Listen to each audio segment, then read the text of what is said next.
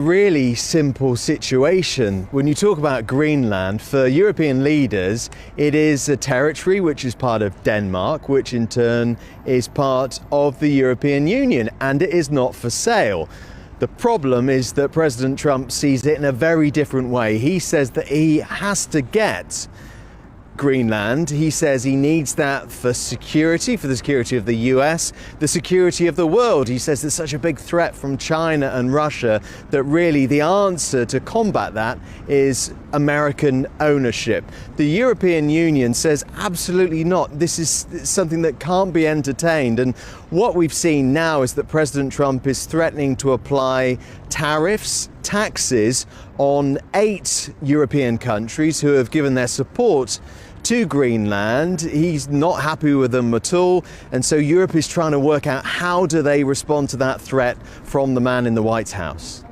Something that the Europeans came up with 2 years ago, and the idea is if there is a hostile external force which is trying to bully the European Union, interfere in its affairs, there is a way of responding to that, taking economic action. Now, at the time, they were thinking of China potentially bullying the EU.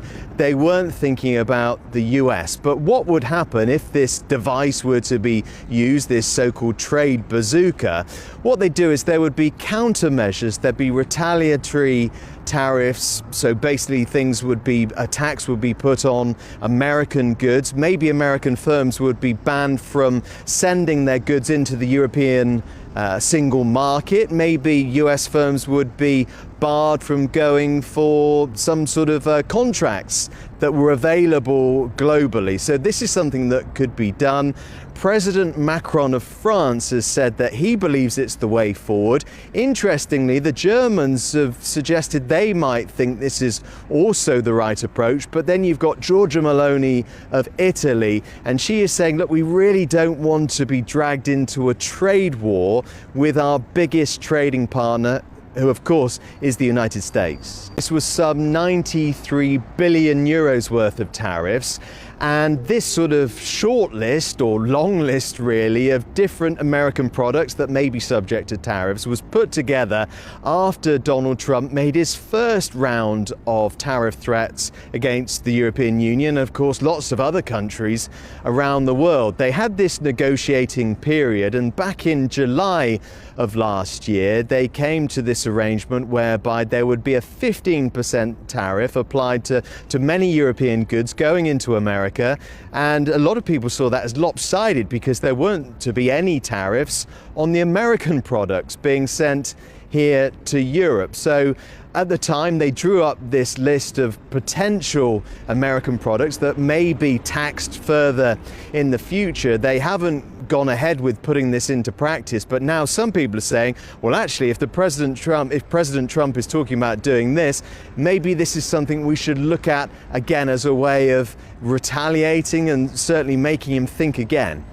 Said that America absolutely has to have Greenland, and what we're hearing from Washington DC is that he is deadly serious in this pursuit of what is the biggest island in the world. In terms of what will affect his thinking, if there is a trade war, and clearly this wouldn't be something that kicks in 24 hours and we see instantaneous results and impact on millions of people, but if there is some sort of big disagreement economically between the US and the EU, and it affects people in the US in particular, as well as millions of consumers here in Europe, surely that will be something that has an impact on President Trump, who likes to boast of having basically reignited the US economy, that people are feeling much better off with him being the man leading the country. So that could be something that makes him think twice. But I think the challenge for European leaders is they're trying to think about something in the short term that would make him think again and sort of row back from what he's threatening to do. Quite difficult, actually, and it was interesting when President Trump first announced that there could be tariffs on the European countries who've shown their support for Greenland and by extension Denmark. So we're talking about the United Kingdom, France, Germany, some of the Nordic countries, Denmark as well. The immediate reaction from from the woman who runs the EU's foreign policy, Kaja Kallas. She said Russia and China will be basically rubbing their hands with glee. They can't believe their luck, the prospect of Europe being disunited on this and being weakened and fragmented. And I think there is a challenge because, as we've seen with Ukraine over the past couple of years, quite often people say, oh, you know, Europe thinks this or Europe wants to do that. It's not quite as simple as that. You've got 27 different countries with competing ideas. All of these leaders have to think about their domestic audiences. And you've got the likes of Hungary that have been, you know, really problematic at times. Also Slovakia and other countries not willing to sign up to what maybe France and Germany want. So I think the idea of European unity is really being tested at the moment by President Trump. And how bad could things get for the global economy? Could we see a world trade war? I think certainly that's the fear, that privately diplomats and politicians and leaders are talking about.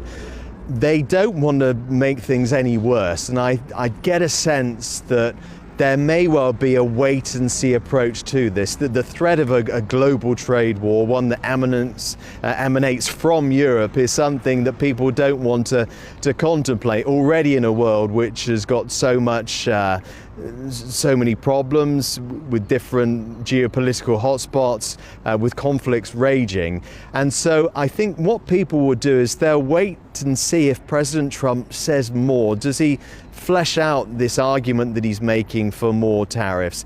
Is it the case that his attention is turned elsewhere? Can there be some sort of arrangement reached with him? I think the European leaders will not want to rush into any sort of rash decisions here and really try and take their time and try to present, whether that's possible or not, some sort of united front. Yeah, I was going to ask you, what are the chances of a deal? You have the likes of Sir Keir Starmer, the British Prime Minister, trying to dial things down.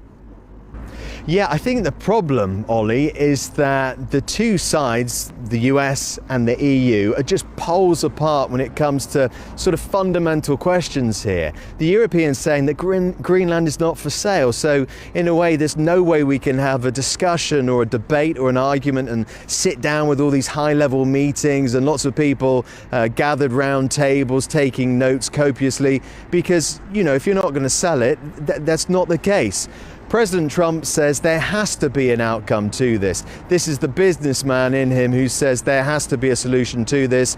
He hasn't taken away the possibility of military intervention. People think that that is very unlikely, but he's kept that on the table. And he says, look, he has to buy it for the security of the United States, the security of Europe, and the security of the whole world. So it's hard to see how a deal can be done here, because what would be the terms of a deal? What would it look like?